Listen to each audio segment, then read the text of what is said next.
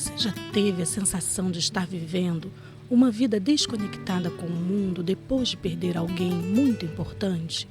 Você já se pegou tentando rever, falar, tocar em alguém que já não está mais fisicamente presente e todo mundo à sua volta diz que você precisa superar, que você tem que desapegar? Se isso já aconteceu com você ou ainda acontece, te convido a pensar sobre isso por alguns minutos. Olá, bem-vindo, bem-vinda. Este é o Serenidade Podcast. Meu nome é Alcimara Menezes e sou psicóloga especializada em clínica fenomenológica existencial. Este é um espaço que tem o objetivo de compartilhar reflexões sobre a vida e o viver, com um episódio novo toda segunda-feira às 18 horas. No episódio de hoje, vamos refletir sobre a demanda da sociedade para que finalizemos as nossas despedidas, o nosso luto, o mais rápido possível, sempre repetindo a frase: você tem que superar. Para a gente começar a pensar essa ideia de superação, eu quero compartilhar uma história que eu ouvi dentro de uma loja de perfumes, contada pelo vendedor, que estava visivelmente emocionado. Um pouco mais cedo, uma senhora idosa havia passado pela loja e pediu, mostrando constrangimento, para sentir o cheiro de um perfume específico que havia na loja. Ele concordou e ela ficou surpresa e explicou para o vendedor que não ia comprar o perfume, mas queria apenas sentir o cheiro. Ela contou que o marido, que já havia falecido há algum tempo, só usava aquele perfume e que por muitos anos sempre comprava o perfume na mesma loja, naquela loja. O vendedor concordou novamente e ela, ainda sem acreditar, repetia: tem certeza? Você pode fazer isso? Mas eu não vou comprar. Mesmo assim, o vendedor insistiu e ofereceu a ela uma pequena amostra. Ao sentir o cheiro, a idosa começou a chorar copiosamente, a ponto do vendedor ficar assustado. Recuperando o fôlego, a senhora disse que queria sentir, só mais uma vez, o cheiro do marido. E o perfume trouxe esse marido de volta. O vendedor me contou essa história porque precisava entender o que havia acabado de acontecer. Eu ouvi essa história que me fez pensar na vida e encarar os ciclos da vida, porque eu estava lá para comprar um perfume para o meu marido. Eu também quero trazer para esse momento a história de uma família contada no filme estadunidense 7 Dias Sem Fim, de 2014. O filme apresenta a reunião de 4 irmãos, 3 homens e uma mulher, já adultos, com a sua mãe para a despedida do pai, que já faleceu após um longo período de enfermidade e hospitalização. No momento dessa despedida, os irmãos já estão vivendo em fases diferentes da vida, morando em lugares diferentes, alguns já com a sua própria família, e tem um bom tempo que eles não se encontram. Na despedida, os irmãos são surpreendidos com a revelação feita pela mãe de que o pai, no seu último momento, pediu que a família realizasse um ritual religioso em que eles deveriam ficar juntos na casa da família por 7 dias, sentados lado a lado e recebendo os parentes e as pessoas da comunidade que comparecessem para cumprimentar a família. Isso cai como uma bomba para os filhos, porque não esperavam ter que ficar tanto tempo juntos, falando sobre a perda, com tanta gente, ainda mais tendo que ficar olhando para essa perda na companhia do outro. Em um primeiro momento, aderir às formalidades dos cumprimentos familiares é o que é possível para aquela família, que não costumava se reunir depois que os filhos tinham saído de casa. E a formalidade não é só o tom que ajuda no recebimento dos visitantes, mas é algo necessário entre eles para manter uma aparente relação com a normalidade. E nesse tempo também há uma troca de informações técnicas sobre o luto, como uma receita de como passar esse momento, como coisas como você pode chorar, você pode rir, como uma autorização para sentir. Mas viver esse luto naquele momento também significa viver junto por algum tempo. E isso é um problema para aquela família que só consegue manter a relação por pouco tempo, graças às formalidades. À medida que o tempo vai passando, as emoções relacionadas à memória do pai e a relação que tinham diante da presença do pai e o que significava a perda do pai vai brotando que nem água em solo encharcado. Então, esse solo está encharcado de conflitos que vão aparecendo quando a intimidade vai revelando as diferenças, quando o tempo vai deixando escapar os conflitos, as dores e as frustrações. O espaço vai ficando assim pequeno demais, sufocante, e vai mostrando que sentir qualquer coisa de maneira verdadeira estava difícil para aquela família. E luto era só mais uma dessas coisas difíceis de sentir. Mas à medida que as lembranças do pai vão surgindo, os sentidos para eles terem ido lá começam a aparecer também. E junto com o luto, outros afetos vão sendo melhor reconhecidos e encarados. E é o que vai costurando os buracos naquela colcha de retalhos que se tornou aquela família. Eles encaram a dor da perda e encaram os amores abandonados. Eles encaram a dor da perda e encaram as frustrações infantis. Eles encaram a dor da perda e encaram o que um significa para o outro. Eles encaram a falta e encaram a presença do pai, ainda sentida na vida deles. Bem, o relato do filme eu paro por aqui, porque gostaria de pensar com vocês, porque para algumas pessoas é importante que o luto seja vivido dentro de uma formalidade, de uma forma já conhecida, dentro de um tempo determinado, de preferência realizado no menor tempo possível. Ou mesmo que o luto seja de alguma forma isolado, afastado ou tratado como uma psicopatologia. Há muito tempo, o luto é alvo de reflexão no mundo ocidental, esse que a gente vive. Uma das definições mais conhecidas foi feita por um médico neurologista que viveu na era vitoriana, entre os séculos XIX e XX, bem no tempo do fortalecimento da Revolução Industrial na Europa.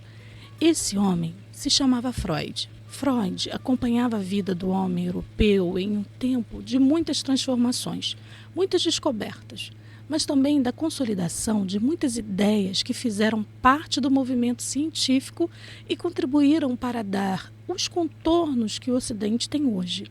Para Freud, o luto deveria ser uma reação normal, esperada de uma perda. Ele tratou o tema a partir de uma visão econômica da libido, quando o luto seria o esforço, o trabalho, o processo de desinvestimento no objeto perdido. E luto, nos tempos das pesquisas de Freud, era algo que estava muito presente na atmosfera, não só pela ocorrência de guerras mais mortais, mas na moda também. Quando a rainha Vitória do Reino Unido adota o preto como a cor que passaria a vestir após a morte do príncipe Albert, não preciso nem dizer o quanto a decisão da rainha influenciou a moda na época, porque o preto está presente em quase todas as imagens de várias famílias. Mas naquele tempo, no tempo dos estudos de Freud sobre luto, a ideia de um amor devoto, a ideia de um amor romântico, também estava sendo cada vez mais apreciada e influenciando cada vez mais a crença de uma ligação perpétua, única, especialmente para as mulheres. Uma ideia de família também estava se consolidando e muitas regras de como se deveria lidar com as emoções começavam a se desenvolver numa consciência moral e se espalhar por todo o mundo ocidental. O amor era único e para toda a vida. Uma vez que se amava alguém, esse alguém não poderia partir. Eu quero pular agora para o final do século XX, quando em 1998 o psiquiatra inglês Colin Parkes publica um estudo sobre a perda na vida adulta. Ele analisou o quanto o luto pode precisar de cuidado, pode precisar de uma atenção maior, de mais espaço ou mais autorização. Parks estava percebendo que na Europa também estava ocorrendo, cada vez com maior frequência, complicações nos processos de enlutamento. Agora, aquela ideia lá atrás do Freud, do luto como processo, estava mais consolidada e ganhava novos olhares. Ele começou a perceber que alguns adoecimentos estavam de alguma forma relacionados ao luto, que pessoas enlutadas, ao invés de completarem o tempo de luto, tendo realizado as despedidas necessárias, estavam posteriormente adoecendo, vivendo lutos cada vez mais complicados. Uma expressão usada por ele para explicar o quanto esse luto poderia se tornar difícil é a expressão coração partido, que ele atribui a situações observadas onde a vida de quem perdeu passa a correr riscos decorrentes do aumento e prolongamento do sofrimento. Um exemplo disso é a sua observação de que entre as mulheres viúvas havia uma maior incidência de depressão, ansiedade, crises de pânico, tremores, pensamentos intrusivos, pesadelos, insônias, perda de apetite, entre outros sintomas, do que entre as mulheres que não tinham sofrido uma perda. Em um final de século XX, a revolução industrial já estava se tornando uma revolução tecnológica, gerando a revolução da informação. A ciência tinha prosperado. Muitas doenças que podiam levar à morte se tornavam tratáveis. A morte, nesse tempo, passou a acontecer de preferência no ambiente hospitalar, e a expectativa de prolongamento da vida, mesmo por meio de aparelhos, era cada vez maior. Era um tempo de mais tecnologia, maior expectativa de vida e de mortes mais isoladas, mais distantes do mundo da produção. O luto, agora visto como um processo, precisava seguir regras de tempo e lugar, cada vez mais curtos, cada vez mais estreitos e sufocantes, cada vez mais invisibilizados para que não ameaçassem o funcionamento do indivíduo, porque a produção não podia parar. O contato com as emoções, agora identificadas como negativas, como tristeza, sofrimento, medo, frustração, podiam ameaçar essa produtividade, então precisavam ser mantidas cada vez mais longe e eram cada vez mais ameaçadoras e escondidas. Tem uma psicóloga indígena guarani chamada Geni Nunes, que traz algumas reflexões interessantes sobre como nós tratamos os afetos, especialmente o amor, no mundo ocidental. A visão dela é interessante, porque ela pode falar de uma outra possibilidade de mundo a partir de um lugar onde não se segue as mesmas tradições do Ocidente, mas tem tradições centenárias, até mesmo milenares, de ver um mundo de celebrar relacionamentos ou viver perdas. A Geni pensa sobre essa economia das emoções que fazemos nas nossas relações dentro da tradição ocidental, onde o amor deve ser sempre limitado a uma experiência que tem que se apresentar sempre da mesma forma, seguindo as mesmas regras. Ela compara a forma como lidamos com o afeto no mundo ocidental, como são realizadas as produções agrícolas na monocultura, onde são campos e campos apenas de uma mesma planta, onde só se planta feijão. A ausência de feijão é vazio. Essa monocultura poderia representar uma existência linear, onde tudo tem que acontecer em sequência, dentro de um padrão, seguindo as mesmas regras. Tudo que foge disso, toda planta diferente tem que ser arrancada. Todo esforço é voltado para ter um certo tipo de amor, viver uma vida de uma certa forma. Isso que a gente chama de desenvolvimento. Até as nossas perdas precisam ser um risco calculado nessa produção que é a vida. Mas ela também apresenta a possibilidade de olhar a vida como uma floresta, onde tem diversas coisas plantadas por metro quadrado, e uma planta vai alimentando a outra, e na ausência de uma, a outra está lá para alimentar, sabe? Se a gente pudesse olhar para a vida como uma floresta, muita coisa poderia entrar. Então ela não ia precisar ser produtiva, mas ela ia precisar ser vivida, porque os ciclos poderiam ser mais respeitados. O tempo de florescimento de uma planta não é o mesmo de outra. O tempo de produção de frutos também não, mas está todo mundo junto, cada um na sua diferença. Nesse caso, a Geni Nunes fala da possibilidade de olhar para o amor como algo diverso, não algo que precisa ser enquadrado em determinado tipo de relação. Eu queria explorar mais isso a partir do luto. Se a gente pudesse entender que amor não se esgota em uma única experiência e que não se vive apenas de um jeito, talvez pudéssemos experienciar mais amor em momentos diferentes, de formas diferentes. Poder amar esse ou essa que se perdeu, agora de uma outra forma, contar com essa presença de uma outra forma, ser transformado nessa relação agora de um outro jeito, onde um luto não é mais um processo a ser resolvido, mas um ritual de passagem para uma vida diferente, onde o relacionamento com aquele ou aquela que se perdeu pode ser agora incorporado, digerido, vir a terra adubada para mais vida, mais experiência, onde a gente pode dizer para aquele que se foi que agora que você passou pela minha vida, eu sou uma outra pessoa. Como no filme 7 Dias Sem Fim, no momento em que o pai realmente pode aparecer na relação entre os irmãos, agora não apenas como alguém perdido dentro dos 7 dias autorizados pelo luto, mas pela vida inteira. Quando o que esse pai foi, volta a ser, agora na forma como cada filho se relaciona com a vida. O simples gesto de encostar uma testa na outra para dizer sem palavras, você é importante para mim, ou na manutenção do negócio da família, ou simplesmente na possibilidade de se manter os vínculos, apesar de todos os conflitos. O pai agora é o vínculo, a linha que vai costurando as relações e os sentidos, mesmo que seu nome não seja mais pronunciado.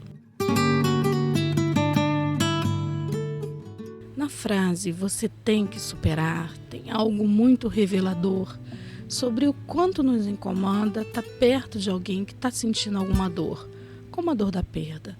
Tem a revelação que cada vez mais a dor, que não é mais só dolorida, mas agora também é assustadora, vai dando para perceber que tanto na vida real quanto nos dramas, viver uma perda ou estar perto de alguém que está vivendo um luto vai descortinar um monte de coisas que ficam lá guardadinhas, camufladas, que a gente, se puder, tenta adiar ao máximo. Ou simplesmente bagunça tudo que ficou por tanto tempo arrumadinho. Eu me lembro do documentário sobre o ritual de despedida do povo Cuicuro, no Xingu, que se chama Quarupi. Lá, a despedida é um ritual celebrado por toda a comunidade, que fica enlutada por 1 ano. Todos os familiares retiram a pintura do corpo e não participam de diversas atividades. Toda a comunidade sabe que tem perda ali e todo mundo compartilha o mundo do enlutado. Isso me fez lembrar daquela senhora na loja de perfumes que precisa sentir mais uma vez o cheiro do marido. E nesse momento ele aparece para ela. Ela vive essa lembrança no meio de uma loja, dentro de um shopping. As vendas no shopping não pararam quando aquela senhora chorou. O estacionamento não fechou, o cinema não parou o filme. Ninguém parou o seu lanche e a vida continuava como se nada tivesse acontecido. Mas aconteceu. Para ela aconteceu. E aconteceu para o vendedor e depois aconteceu para mim. E acho que ainda está acontecendo. Acho que a sensação de estar num mundo que não parou por causa da sua dor produz uma solidão enorme. Uma solidão que mantém a ferida aberta, porque na nossa sociedade o sofrimento é sempre individualizado, nunca coletivizado. Mas eu queria voltar na ideia de que o luto pode ser encarado como um ritual, não só de despedida, mas um ritual de mudança existencial, do que se é, porque Para aquela viúva, perder o marido pode significar ter que incorporar parte da vida dele. Significa ter que resolver o que só ele resolvia e ir a lugares que só ele ia. Assim como para um viúvo, que pode ter que assumir o lugar de cuidado que antes pertencia à sua esposa, como para um filho ou para uma filha que tem que crescer para ocupar lugares que eram daquele pai ou daquela mãe, ou uma mãe que tem que se haver com um espaço alargado dentro de si para caber o filho perdido. Aliás, me parece que o luto também é ter que se dar e decidir o que fazer com uma existência mais dilatada, que foi dilatada para caber o outro. Não dá para voltar ao que era antes e por isso o luto é tão importante. Não dá para diminuir o tamanho do que se tornou, como se fosse possível uma dieta existencial e voltar ao que era antes, ao corpo de antes, ao coração de antes. E se a gente entender que ter tido outro na nossa vida foi a possibilidade de nos tornarmos maiores, talvez a gente não precise ficar pensando que nunca mais se poderá amar novamente. Porque aquele que se perdeu não é um produto exclusivo perdido, mas é alguém que nunca mais poderemos apagar da nossa história. Talvez, se a gente puder entender isso, talvez a gente possa crescer com a nossa dor, entendendo que a dilatação causada pela presença do outro também é crescimento. E talvez assim a gente não fique mais tão incomodado com o sofrimento do outro. Hoje fico por aqui, desejando que o amor não tenha que ser superado, mas que ele possa se tornar adubo para uma vida cada vez mais frutífera, ampla e diversa. Esse episódio eu dedico ao seu Antônio, meu avô, que há mais de 10 anos se tornou lua nova, invisível apenas para os olhos. E você, dedica para quem? Até o próximo episódio.